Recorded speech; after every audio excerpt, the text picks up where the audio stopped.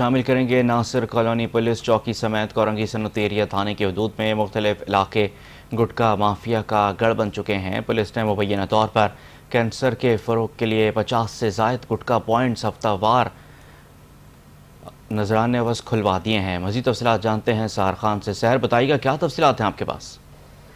جی بالکل، کراچی کے علاقے کورنگی صنعتی ایریا کی صورتحال جو ہے وہ دن بدن بگڑتی جا رہی ہے اور پولیس کی مبینہ سرپرستی میں گٹکا مافیا کھلے عام اپنا زہریلا دھندا چلا رہا ہے، جبکہ تھانہ کورنگی کی حدود ناصر کالونی چوکی کے قریب جگہ جگہ گٹکا فروشی کے پوائنٹ قائم ہیں، جہاں مبینہ طور پر بھاری رشوت لے کر پولیس خاموش تماشائی بنی بیٹھی ہے۔ ذرا سے انکشاف ہوا ہے کہ علاقے میں تقریباً 50 سے زائد گٹکا پوائنٹ سرگرم ہے۔ فی پوائنٹ 15 سے 70,000 روپے ماہانہ رشوت وصول کی جا رہی ہے۔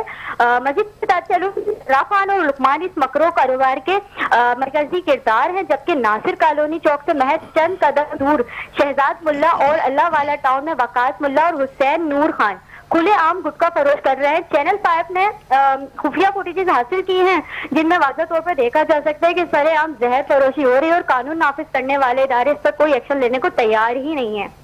شہریوں کا کہنا ہے کہ پولیس مبینہ طور پر ہفتہ وار نذرانہ وصول کر کے آنکھیں بند کیے ہوئے۔ اس حوالے سے جب ہم نے ایس ایچ او کورنگی ملک اظہر سے رابطہ کیا تو ان کا کہنا تھا، جناب کہ میری پوسٹنگ تو پرسوں کافی ہوئی ہے، مجھے ان دھندوں کا کوئی علم ہی نہیں ہے۔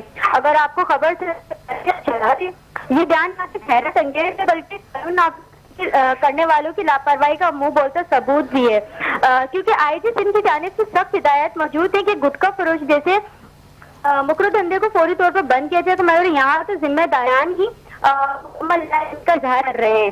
اس حوالے سے کہ علاقہ بینوں کا کہنا ہے کہ ان کے بچے